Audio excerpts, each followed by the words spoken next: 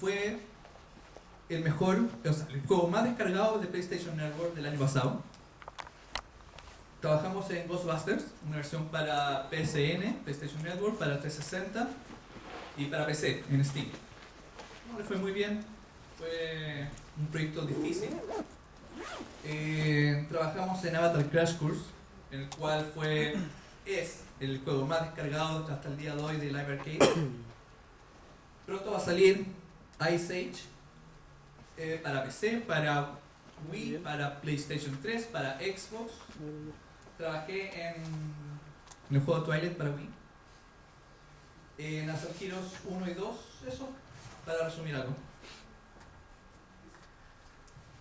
Así que para entrar en contexto de cómo es el desarrollo de un videojuego en una consola, tengo que explicar un poco un caso normal, típico de desarrollo de videojuegos en una empresa. Aquí dejo fuera a los indies, que son amigos que se juntan, se van de una empresa de videojuegos normalmente para hacer sus propios proyectos y tienen éxito o no. Caso de Minecraft. Entonces, pensemos en un caso normal, típico, de cómo lo hace una empresa chilena o en cualquier otra parte del mundo. Es que, digamos, Summit en este caso es una empresa que hace películas, es dueña de la marca Twilight, ellos distribuyeron la película, así que dicen vamos a hacer un juego de la película. Bueno, ¿con qué se contactan? Con las empresas que hacen juegos, pero las empresas que hacen juegos no son las que realmente hacen el juego, son las más pequeñas, entonces se contactan con un publisher. Publisher en este caso es que tiene las lucas, es quien puede pagarle a una empresa como nosotros, Behavior Santiago, que haga el juego. Es como que, por ejemplo, una empresa de videojuegos es muy caro hacer un juego, entonces la plata la tiene que hacer quizás desarrollando los juegos a otras empresas. Entonces ellos te pagan por todo un periodo de proceso de desarrollo del juego y esa es la forma en que le entra dinero a la empresa más pequeña, a cualquiera que esté partiendo, en cualquier parte del mundo. Entonces el proceso es, ya sea el dueño de Ghostbusters tiene ganas de hacer un juego, se comunica con algún publisher, el publisher como que manda a licitar quién puede hacer el juego y en eso postulan muchas empresas pequeñas que son especialistas en hacer un juego y se la gana una, por ejemplo. En este caso, este es el caso de Twilight, en donde las empresas presentan un pitch, que sería como un documento de cómo va a ser el juego, cuánto va a costar, qué es lo que va a tener, por qué va a ser bueno, cuál es la experiencia previa, por qué nosotros tenemos que hacer el juego. Y entonces el publisher ve en una mesa cuál le conviene más y decide trabajar con ella. Así que principalmente Summit es el cliente de Konami, nosotros y Konami es nuestro cliente. Así que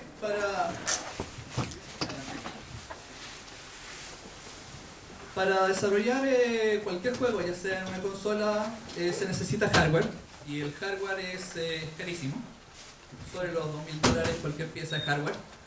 Es por eso que una empresa pequeña que quiera desarrollar ese juego en las consolas necesita de un publisher o de una muy buena inversión.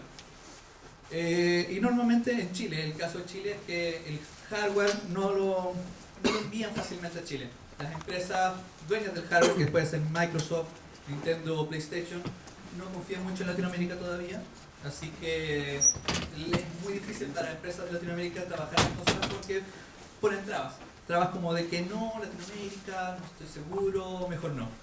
Entonces que ser marullos para traerse la consola para que el publisher que decidió trabajar contigo te la pueda enviar, pero queda entre nosotros. Así que una vez que el publisher, digamos, que dice ya yo te pongo las lucas, vamos a financiar esto, también te vamos a financiar, por ejemplo, las consolas. Las puede comprar quizás la empresa que está haciendo el juego, pero es algo muy caro. Imagínense que para un proyecto nomás que deciden hacerlo para PlayStation, necesitamos 3 equipos PlayStation, pero para este proyecto no sabemos si en el próximo vamos a estar PlayStation más, entonces es caro comprarlo. El publisher se puede costear, de hecho un publisher grande tiene muchas. Entonces te envía las consolas. Este caso es, las fotos están tomadas de Google, yo no he tomado ninguna foto, no es ilegal. Es porque hay mucho hermetismo en la industria. Cada documento está enumerado, está firmado, nada se puede filtrar. Si una empresa quiere sobrevivir, tiene que pertenecer al hermetismo, tiene que garantizar el hermetismo. Por ejemplo, nos tuvimos la experiencia de trabajar con Kinect, el primer Kinect en Latinoamérica, antes que fuese publicado Kinect. Entonces las reglas de Microsoft eran tenerlo bajo llave, todo el tiempo. Entonces teníamos que tener una habitación con llave, aunque ellos jamás lo vieran. Pero hay que respetar eso. Entonces, los desarrolladores trabajaban con la tecnología bajo llave. Y así ocurre con todas las cosas. Entonces, por ejemplo, en este caso, esa es una Wii, la cajita negra de ahí. Todas las consolas que les voy a mostrar de hardware son distintas. Tienen que ser distintas porque tienen más capacidades, tienen más memoria, tienen mejor hardware, es porque son de desarrollo. No pueden simular y parecerse a la real porque tienen que hacerlo para probar el juego cómo va a funcionar, pero normalmente cuando necesitas que más memoria de la que trae, necesitas más disco duro de la que trae, por X razones más hardware. Entonces, este es el caso de la Wii, que lo básico se necesita para una Wii. La Endeavor, que sería la consola de Nintendo negra, se conecta a un computador a través de USBs. No se parece nada a una Wii. Y lo que está abajo son los que sí se parecen a la Wii. Pero la roja es una Wii con una barrita roja. Eso es no tiene para meter disco. Es que una vez que tú haces el juego en un Endeavor, lo creas como un disco virtual, digamos, y lo almacenas en el disco duro que trae la Wii roja, y de esa forma la gente puede probar como si estuviese trabajando con una Wii de verdad. Para el final del proceso existe la Wii verde, que es como una Wii ya más tradicional, que tiene disco. Entonces Nintendo tiene unos discos especiales que te entrega, que son carísimos, entonces hay que tener mucho cuidado de no romperlo. Y copias el juego, grabas el juego en ese disco, y el disco lo puedes probar en una Wii como si fuese de verdad. Pero es una consola de desarrollo. La roja nos permite, por ejemplo, atacharnos desde un computador y poder ver lo que está pasando. Debugging. Y va a llegar a eso. Para el caso de la PlayStation 3, existe el modelo tradicional de la PlayStation 3, que es la que todo el mundo conoce, pero también está el más hardcore, que sería una pieza gigante de 30 kilos que trae de todo. Es super power, de hecho yo creo que nadie la necesita tan power, pero es lo que te entregan. El caso de la Xbox siempre ha sido algo más normal. Lo que trae en extra es un disco duro que trae arriba, que trae más capacidades. Todas estas consolas traen el doble de memoria, ya sea para el caso de la Wii, el PlayStation 3 y Xbox trae el doble de memoria. Y la de allá, que vuelvo a repetir, están todas sacadas de internet, las pueden buscar en Google. La de allá es para la 3DS. Está conectada, hay una 3DS conectada. La 3DS es como... no tiene, o sea, necesita de la cajita gris. Siempre para las consolas portátiles de Nintendo es como que realmente la consola es como la pantalla nomás del hardware.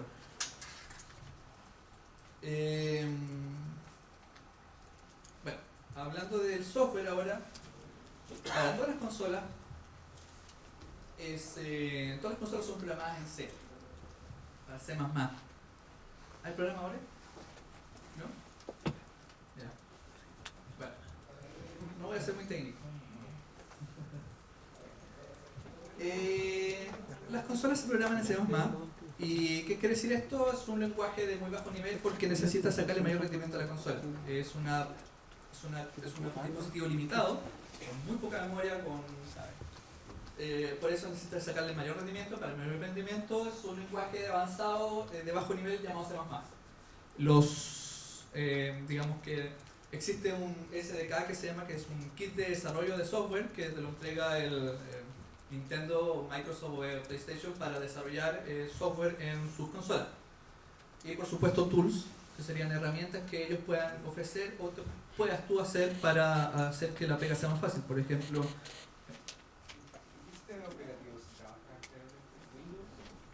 Windows, sí. Nuestra empresa por lo menos todo lo hacemos en Windows.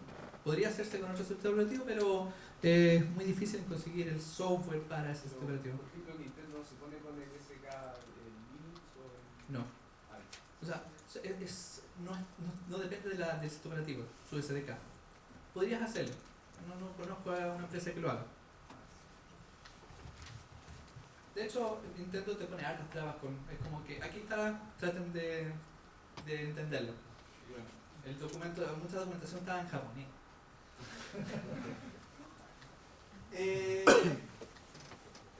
Así que, por ejemplo, ¿a qué me refiero con herramientas?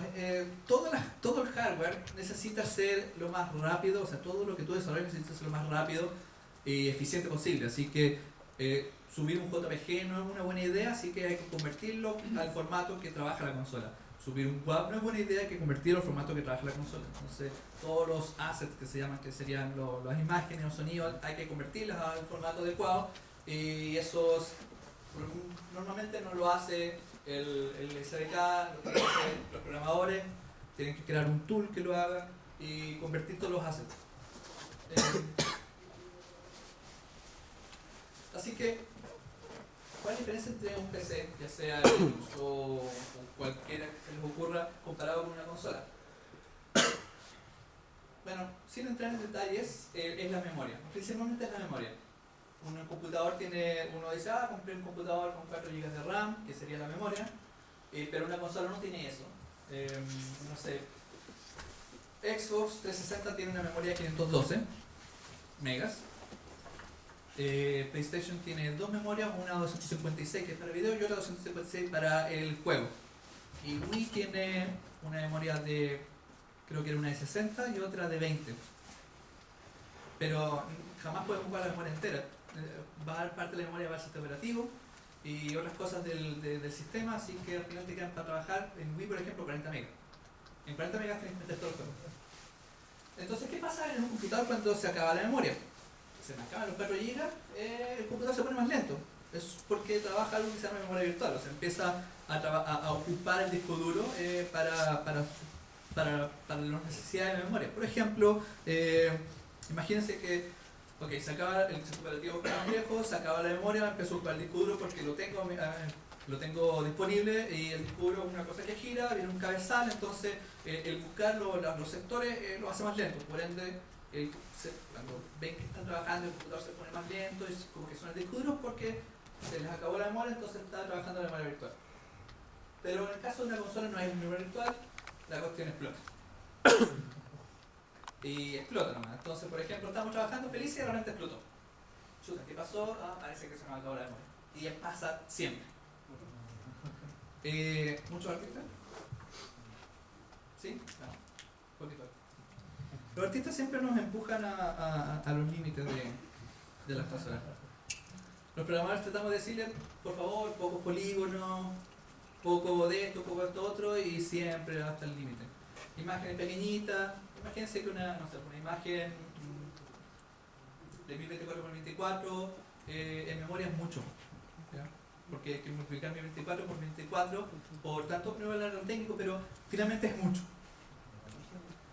Entonces es fácil quedarse sin memoria, es fácil. Eso es uno de los principales problemas que tiene el desarrollo de videojuegos, es que por ejemplo si el programador no lo hizo bien, entonces deja la memoria tomada y el juego nunca se entera de que esa memoria está desocupada. Hay que manejar la memoria. A los programadores o las personas que les interese, cuando trabajan en una consola así, el responsable de memoria es uno. Entonces, si tú no tienes cuidado con la memoria se desperdicia y el juego explota.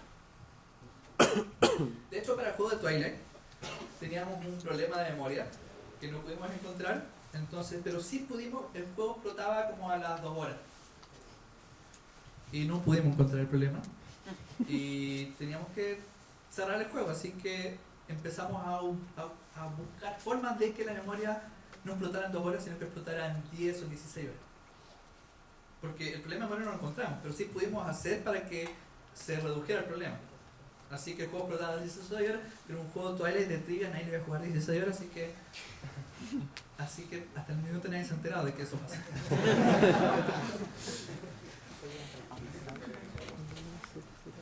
Es todo un... a que explote el juego te refiere a que se queda pegada la consola y que inicia pierde pierdes el Que código explota y muere desarrollado. en su casa. A ver, es que hay varios conceptos. Cuando se queda pegado se le llama freeze. Y eso es por X razones. Por ejemplo, el código se metió dentro de una cosa que no puede salir. O el código está esperando que algo termine y esa cosa nunca termina. Y mientras no termina no puede avanzar. Cuando se acaba por memoria es... ¿qué ocurre? Normalmente el juego crashea, lo que ver un freeze es muy raro, pero sí, en PC, digamos cuando un juego hay una corrupción de memoria, antiguamente aparecía una pantalla azul en Windows XP diciendo problema de memoria, eso es lo que ocurre. Tienes el sistema operativo para que te lo muestre, pero en la consola no tienes nada, así que se cae y posiblemente se quede pegado o pase cualquier cosa. Lo que pase de allí es desconocido porque se acabó la memoria, no hay más memoria para meter algo. Y cuando se cae la memoria es porque quedan 2 bytes. O sea, es como, imagínense una imagen que pesa 300 kilos, no cabe una imagen de 300 kilos, no cabe ni la décima parte de esa imagen. Es por eso, se acabó la memoria. No pasa nada. El juego, eso no debe pasar jamás. Tú vas a comprar un juego, jamás te dice pasar eso. Entonces, bueno, ¿cuál es la ventaja de trabajar en PC? Sí, que jamás te va a pasar eso. ¿Y cuál es la ventaja de trabajar en consola? Es que con respecto al hardware mismo, no solo en memoria, sino que tienes un solo hardware. Sabes que tienes que trabajar con esa resolución, tienes que trabajar con ese tipo de tarjeta de video, con tales características técnicas y nada más. En el caso de nuestra experiencia con PC, nos volvemos locos porque nos llegan errores diciendo puse 2 tarjetas de video juntas y de tal marca y de otra marca y el juego no parte. Ok, ¿cómo hacemos eso? Omitimos eso, decimos que nunca pasó. ¿Quién va a conseguir eso? Son situaciones raras, pero pasan. Por ejemplo, estoy jugando, nos llegan errores. Estoy jugando y se me cae el café encima del teclado y el juego se queda congelado. Bueno, esas cosas que pasan porque el hardware es distinto, porque el control no es distinto, pero no va a pasar eso en una consola. El hardware siempre es igual. Puede ser que, por ejemplo, hagan actualizaciones de hardware, pero siempre uno tiene que seguir ciertos márgenes. Si hay una actualización de hardware, no la ocupas porque no va la mayoría de los usuarios no va a tener esa actualización de hardware, así que sigues haciendo el hardware, ocupando el hardware como si fuese normal. Como por ejemplo la 3D, la DS, salió la DSi que tenía más memoria de video, pero nadie lo ocupó. Porque ¿para qué voy a hacer un juego con memoria de video si todo el mundo que no tiene una DSi no va a poder usar esa memoria de video, así que no va a poder correr el juego? Así que sigue haciendo juegos para la DS. Por eso, desde la DSi de tener uno. Así que esa es la ventaja y lo que todos agradecemos cuando desarrollamos un juego para consola. Qué bueno que solamente este hardware. Hoy en día, por ejemplo, cuando quien quiera desarrollar para un iPhone, un iPad también se va a encontrar con eso. No así para quien desarrolle para un Android, que hay múltiples hardwares, hay millones de configuraciones, de resolución de pantalla y se va a encontrar con el problema también. Es que este hardware no soporta tales características, así que necesito darle soporte a todo. Esta es una pasada rápida de qué significa debugging. Debugging es en español es como de pureo, que sería ver qué está pasando, digamos, porque es ver línea a línea las líneas de código que está pasando con el juego. Por ejemplo, aprieto el botón A y el monito no sale. Bueno, vamos a ver qué pasa. Entonces ponemos una marca en la línea del código donde está leyendo el botón A, apretamos botón A y se va a detener ahí y vamos línea a línea a ver qué es lo que está haciendo el juego con el proceso. Entonces nos damos cuenta, alguien está limpiando el valor de que llega el botón, así que el número nunca salta. Bien, arreglado. Eso es más o menos debugueo. El debugueo en una consola puede ser muy trivial como puede ser muy complejo. Por ejemplo, pisar memoria es un concepto de programación donde, como les conté, la memoria la administra el programador, pero si no tiene mucho cuidado puede pisar la propia memoria que está usando. No sé, reservé espacio para meter un sonido, son cosas que pasan en un videojuego. reservé espacio de memoria para meter un sonido y sin cuidado metí en ese espacio una imagen. Así que cuando quiera leer ese sonido me va a entregar basura y el juego va a explotar. Siempre explota. Entonces están jugando, de repente le explota en la cara al juego explotó. Pasa así. Entonces, aquí hice, bueno, pegué un dibujo de cómo es un mapa de memoria. No tienen que mirarlo, solamente es un dibujo. Para el caso del 3DS tuvimos que mirar el mapa de memoria porque a veces explotaba y nos entregaba un informe de que pasaba en tal punto de la memoria y había que mirar, ya, en ese espacio de memoria estamos dejando esto o está esto otro. O en el caso más complejo, que es más avanzado, es el caso de mirar las instrucciones del computador. Por ejemplo, la gente escribe en C++, que es un lenguaje humano. Esto se traduce en lenguaje de máquina y lo otro es leer el lenguaje de máquina para ver qué está pasando. Ya, el juego se compila, cuando se compila se crea un lenguaje de máquina y el lenguaje de máquina a veces falla y necesitas entrar a ver el lenguaje de máquina. Para eso necesitas gente muy especializada en lenguaje de máquina. Hay muy poquitos en el planeta que puedan leer eso, pero hay que hacerlo. Entonces, para cuando se trabaja en consola, hay que hacerlo. Ahora bien, que la parte final o durante el ciclo siempre está algo que se llama QA, que aquí se conoce como beta tester, que sería la gente que trabaja en revisar lo que uno hace. Entonces, normalmente la empresa que está haciendo el videojuego tiene que enviar cada cierto tiempo lo que está el avance. Y el avance no se puede llegar a enviar, hay que probarlo. Entonces, algo tan fácil como probar, a veces tú que estás haciendo el juego, estás haciendo el arte, estás programando, no tienes el tiempo para probarlo, así que eso tienes que pasar a alguien para que lo pruebe. Aquí no existe, pero quizás algún día van a existir empresas de gente que se dedica a probar los juegos. En mis experiencias en Canadá, hay varias empresas grandotas donde se viene el equipo entero a trabajar a la empresa o le mandan a un equipo extra en cualquier parte del planeta a que revisen el juego. Ellos lo pasan por un sistema de... Pongo a alguien muy serio porque realmente probar el juego no es un juego, es un trabajo muy delicado porque hay que hacerlo muchas veces, hay que crear informes, hay que ser metódico porque necesitas una ayuda. El programador o el que está haciendo el juego necesita una ayuda. Necesita saber que el juego explotó, pero ¿cómo lo reproduces eso? O sea, el juego me explotó en la cara, ya, pero ¿por qué? No sé, no me sirve. Necesito que me digas cómo, cuáles fueron los pasos y para yo reproducirlo y darme cuenta y para poder debaguearlo. Entonces, sí, es que estaba caminando, me acerqué a una muralla, apreté A y se quedó pegado. Ya, ok, voy a poder reproducirlo. A veces los errores se pueden reproducir, no sé, una de 100. Ya es lo peor que puede pasar porque hay que tratar de reproducirlo. Ya es en caso de que no se pudo reproducir, pasaron semanas que no se pudo reproducir, podemos decir que se arregló mágicamente. A veces pasa que alguien está trabajando en algo y arregla otra cosa por casualidad.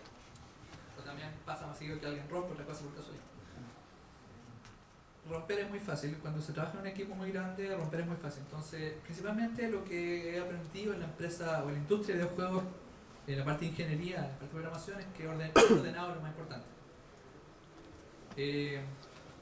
Si quieren les cuento un poquito después cómo es el proceso de desarrollo con las distintas áreas, pero ordenado y ser es lo más importante para todas las áreas.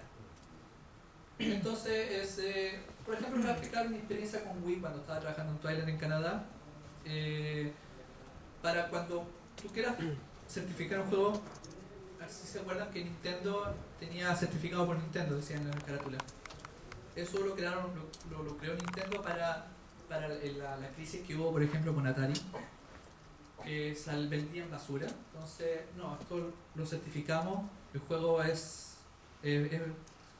no estamos diciendo que es entretenido, pero sí que les va a correr bien. Eso entonces pasa, todos los juegos tienen que pasar por un proceso de certificación. El proceso de certificación puede ser proceso que no tiene PC, por si acaso, ¿no? El proceso de certificación lo tienen las grandes empresas porque necesitan que se cumplan ciertas reglas, hagan ciertas cosas que Microsoft en este caso exige. Como por ejemplo, exigimos que el juego ande no menos de 30 frames por segundo. Eso lo dice Microsoft.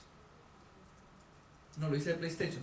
Tu PlayStation puede correr a 1 frame por segundo siempre y pasa porque no lo exige.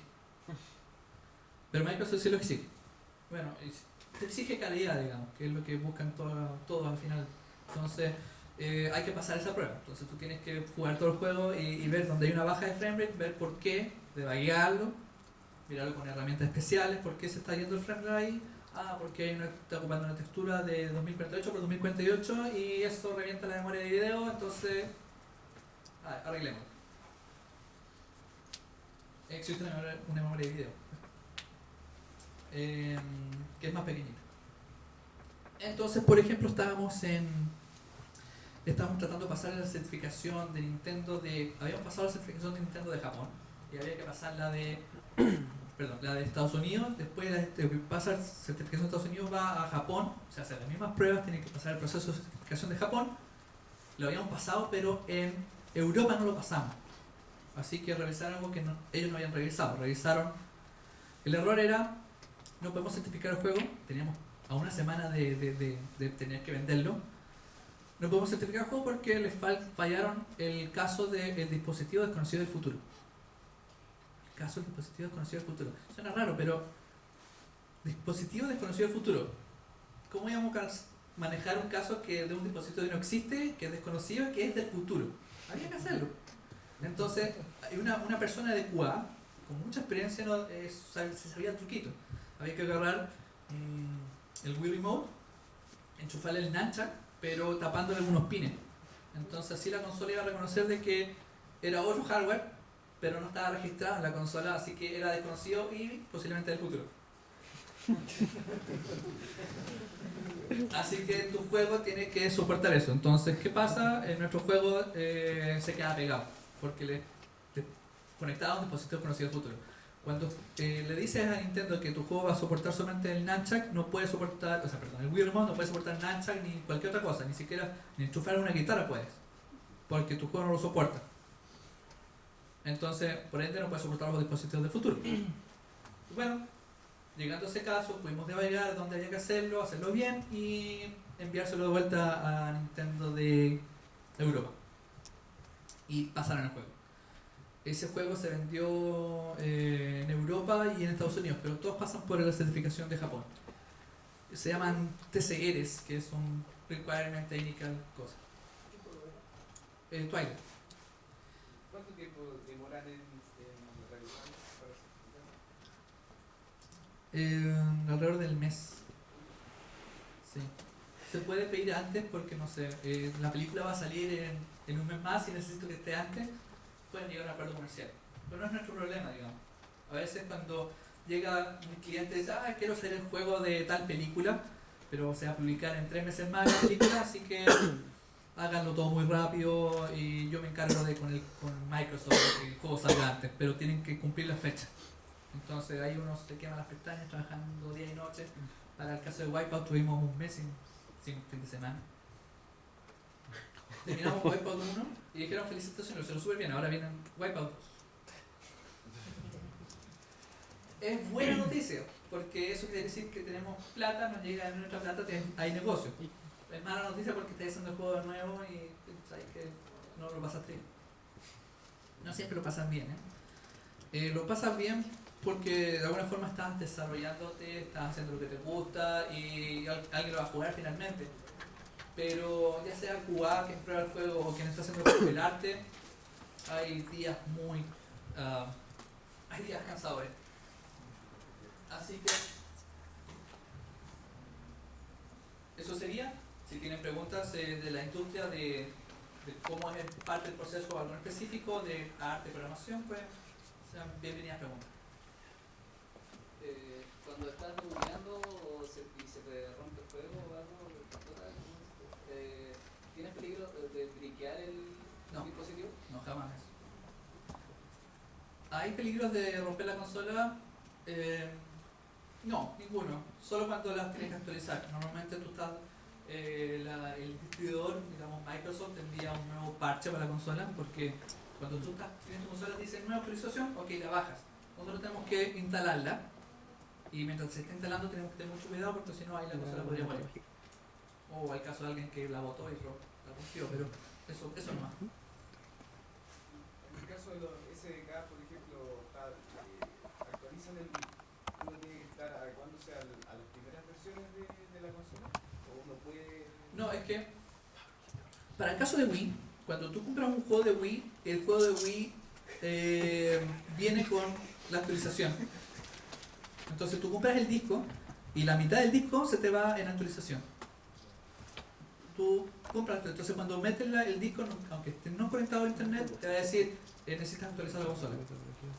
Y eso, entonces tú tienes, además de la poca memoria, tienes que lidiar con el pocos pasos, porque aparte de que viene en un disco, parte del disco tiene que ir con datos replicados por si, por ejemplo, se rompió un sector del disco, entonces lo encuentran en otra parte. El disco es todo un cuento.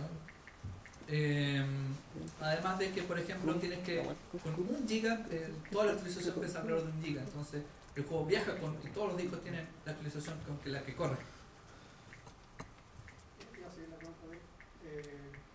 No lo puedes romper el hardware porque por las limitaciones anteriores que esto podría calentar mucho una consola y con eso A ver, el caso del Ring of Death, famoso de Microsoft, nos pasó con varias consolas y lamentablemente la consola se murió, pero es porque el hardware estaba, por decirlo bonito, estaba mal. Entonces se calentaba, pasaba ciertas cosas de hardware y la consola murió, pero eso no es nuestro problema, la consola estaba hecha así. Después lo pudieron arreglar, pero tuvimos muchos casos del anillo de la muerte, en donde la consola de Microsoft se murió nomás. Pero no es porque nosotros hicimos algo mal, o porque la consola se calentó, es porque la consola no prendió más. a mí, por ejemplo, hay juegos en el tablet que se empieza a calentar cuadro y ya es mejor después jugar un ratito. Sí, pero las consolas están hechas para que puedas jugar por altas horas, a excepción de Las consolas dedicadas claro, la PlayStation 1, la pequeñita, tenía límites, como juegas las 2 horas y apagas o si no se te muere. Pero normalmente las consolas están hechas para... De hecho, una de las partes de las pruebas de que hace certificación o que hace QA es tener el juego corriendo 24 horas y volver y que siga jugando. O sea, no es aceptable que el juego explote durante las 24 horas. ¿Existe alguna posibilidad de prototipar juegos sin tener el hardware? Sí, de hecho todos nuestros prototipos los hacemos en PC. El PC es nuestra herramienta de desarrollo. En este caso Microsoft. Tenemos todo medianamente corriendo, o sea, se desarrolla para PC y se exporta para una consola. Desarrollar directamente la consola es muy lento, porque hay que exportar los datos, porque hay que comunicarse a la consola y todo el mundo tiene PC en el escritorio. Entonces es más fácil que la gente trabaje en PC, haga el prototipo en PC y lo que se hace normalmente es cuando lo que tienes corriendo en PC debiese estar corriendo igualmente en la consola. Entonces lo pudiste prototipar en el PC, lo vas a poder ver en una consola. ¿Existe una instancia de emulación? Sí, pero para un caso de una consola como la 3DS, donde podría correrte más rápido lo que es la consola original. Entonces, necesariamente el juego sí se tiene que probar en una consola. Antiguamente se desarrollaban para las televisiones antiguas, las grandotas. No era una excusa decir, oye, ¿por qué el juego se ve tan colorado, el rojo se ve tan colorado? Es que no lo probé en el monitor, no lo probé en la tele. Eso no es una excusa. Sabías que el juego iba para una tele, tenías que probarlo en la tele. O sea, tú puedes hacerlo en tu PC, pero tienes que llevarlo finalmente a la consola final para ver que funcione como debiese funcionar. ¿El prototipo? Sí. ¿Qué tan difícil sería, a ver, porque aquí no creo que haya nadie que en algún momento pueda decir tengo la plata para comprarme estos kits de desarrollo de M10 y quiero trabajar? Tener acceso a este tipo de cosas debe ser bastante complicado. ¿Cuál es una de las formas y qué tan difícil o qué tan turbulento tiene que ser para yo poder buscar un publisher y poder tener acceso a este tipo de cosas? A ver, aunque tuviese la plata para comprar el Nintendo no te la va a vender. Sí, sí, pero... Y lo que sí tiene que hacerse es que Nintendo le reparta al publisher y el publisher te lo dé a ti con un acuerdo, digamos, porque tú le estás haciendo el juego al publisher. Entonces, eso sí es válido, mientras Nintendo no lo sepa, no tiene nada que pasar. Efectivamente las consolas cuestan alrededor de los $2000 y nadie tiene ese dinero. Y tú no necesitas solo una, necesitas varias. Necesitas que un equipo trabaje con ella. Entonces, una vez que tú tienes, por ejemplo, lo más fácil es partir en PC, desarrollar para PC, usar Steam para que la gente juegue tu juego, y después de eso tú saltas a las consolas, donde tú le puedas demostrar a un publisher, mira, esta es mi historia, estos son los juegos, he tenido éxito, no he tenido éxito, pero un publisher puede decir, creo en ti, y creo que puedes hacer un juego para consola. Pero un publisher, por ejemplo, ¿por qué hicimos Wipeout? Aquí se conoce como Hombre al Agua. Es porque un publisher dijo, de hecho no, los dueños de Wipeout vieron Doritos Crash Course, dijeron, así queremos el juego. Entonces contactaron al publisher y dijeron, publisher, comuníquense con ellos, queremos que hagan un juego parecido. Y es porque tu experiencia previa es importante. Como le demuestras al planeta de que tú eres capaz. Hacer un juego para consolas realmente son palabras mayores. Para cualquier empresa, ya sea con experiencia o no, la cosa les puede salir muy mal. Claro, o sea, hay que estar relativamente posicionado para empezar a pensar en... Posicionado, en el conocimiento técnico, muchas cosas. tener su juego pensado. Sí. ¿Por allá? Cuando, por ejemplo, los tipos llegan a ustedes y le dicen queremos juego de Twilight Trivia, ¿dicen solamente eso o qué les entregan a ustedes? ¿Y cuánta gente alrededor trabaja en un proyecto específico? Buena pregunta, mira. Para el caso de Twilight fue Sven. Sven, ¿tenemos poco tiempo? No, estamos ok. Ah, ya. Muy bueno. Para el caso de Twilight fue más o menos así. Queremos hacer un juego de Twilight, va a salir la segunda película de Twilight, así que nuestros diseñadores, hay diseñadores en nuestra empresa, se pusieron a pensar, se pusieron a leer el libro y empezar cómo debe ser el juego. Normalmente tú le entregas un documento de diseño al cliente, que puede ser, no sé, el publisher, le dices así va a ser el juego, y ese publisher se lo entrega al cliente final, que es el dueño de la marca, y va a ver, ah, sí, me gusta cómo lo están planteando. Pero principalmente toda la responsabilidad cae sobre el desarrollador. En pocos casos el publisher se va a meter y dice, no me gusta cómo está. A veces puede perfectamente decirle, no me gusta cómo va la dirección de arte. No es lo que me imaginaba para el juego. Entonces se tiene que rehacer todo, o el juego está fome. Puede pasar, porque hacer un juego entretenido es lo más difícil que hay. Sobre todo. O sea, para que funcione algo, digamos, lo estoy pasando bien, eso es súper difícil. Entonces, se necesita pasar muchas veces. Pero principalmente la responsabilidad parte por el desarrollador. O sea, en este caso, nosotros tenemos que hacer un juego entretenido, tenemos que hacer un juego que se vea bien, tenemos que hacer un juego de calidad. Entonces, ¿qué pasó con Twilight? La niña que escribió el libro dijo, ¿sabes qué? Yo no quiero que hagan ningún cambio al libro. Así que tiene que ser exactamente como lo dice el libro, y exactamente como dice el libro no puedes hacer un juego con eso. Es como leer una historia. Entonces, después de muchos problemas, se decidió hacer un juego de trivia, donde no cambias nada. Y después, entonces, nuestro diseñador se puso a escribir trivia, así leyendo el libro, así como preguntas que iba a hacer, hasta que el publisher decidió, miren, no lo hagan, nosotros vamos a ocupar un DVD que ya habíamos lanzado con las trivias, hagan las mismas preguntas. Bueno, el juego se atrasó alrededor de 6 meses, donde no pudimos desarrollar nada porque el Edward, el actor, no quería firmar para que saliera su rostro. Problema legal. Por ejemplo, en Ghostbusters no podemos usar los actores originales porque no les pertenece al dueño de la marca. El dueño de la marca solamente tiene acceso de la marca y se peleó mucho para tener la música. En nuestro juego tenemos la música de Ghostbusters, así que es uno de los grandes logros. Tener acceso a una marca no necesariamente es a todo lo que engloba la marca. Entonces, como por ejemplo la firma de un actor.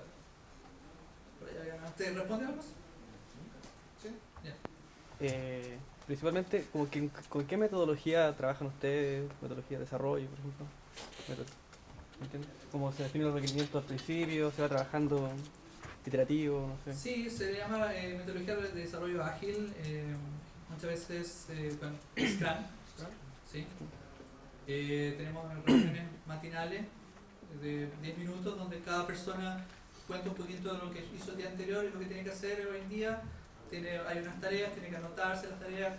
Hay algún productor, un asistente del productor que está revisando que todas las tareas vayan en el tiempo, que alguien se está atrasando, y si alguien se está atrasando tiene un problema, tiene que avisar, hoy tengo un problema. De esa forma todos podemos ayudar y estamos avanzando un poquito.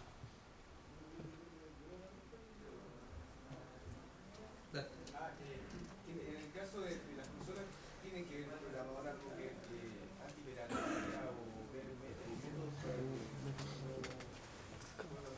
La responsabilidad del programador es 50 y 50, digamos. La consola tiene que ser suficientemente protegida para que no entre piratería. Si alguien hackeó la consola, posiblemente va a poder hackear tu juego. Entonces, no es nuestra responsabilidad hackear la consola. Ahora bien, tenemos que hacer un juego seguro para que nadie entre a la consola a través del juego, como pasó con la PSP.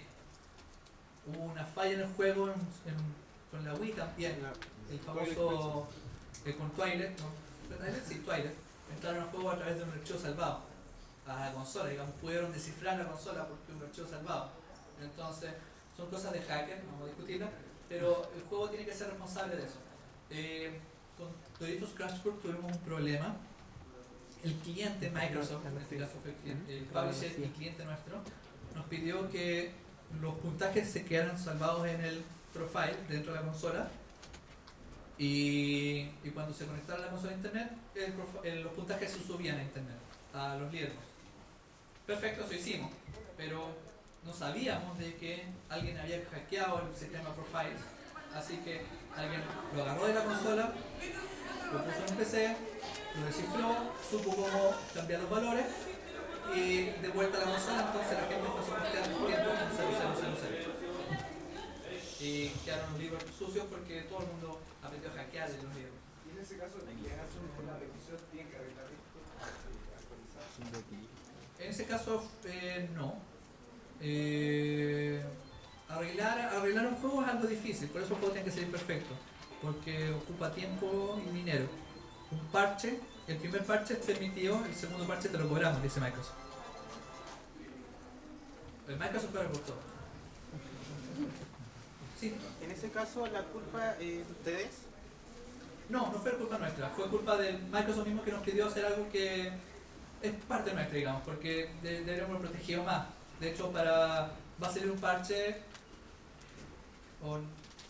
posiblemente podría ser un parche que podría corregir ese sistema para nuestros próximos juegos. O sea, saber de que cuando queramos hacer algo parecido necesitamos protegerlo más. O sea, encriptarlo 10 veces y así pueden hackear el profile y no pueden hackear nuestros datos. Hay un sistema de desarrollo que permite desarrollar un juego y exportar a múltiples plataformas, incluido Wii. Esa herramienta ustedes no la usan, ¿por qué? Y además, ¿cómo es la metodología y si es que necesitas las consolas de desarrollo para hacer eso? Sí o sí necesitas consolas de desarrollo. Siempre tienes que probar una consola de desarrollo. Unity es nuevo, está demostrando de que cualquier persona sin conocimiento avanzado o técnico de cabalidad del hardware puede desarrollar un juego para el hardware. Es una demostración mágica de que hacer juegos es para todo el mundo.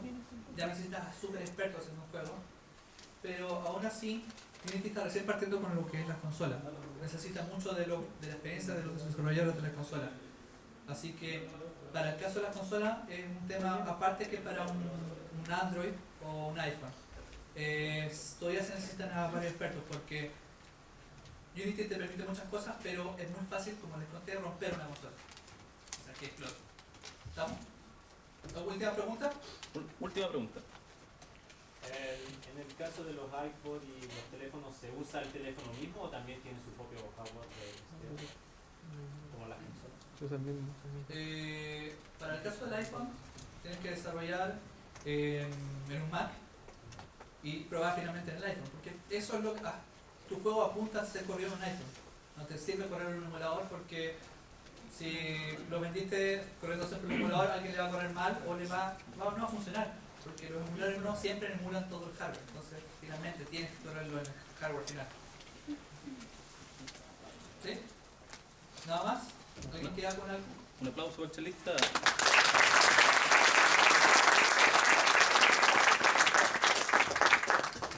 Muchas gracias, Felipe.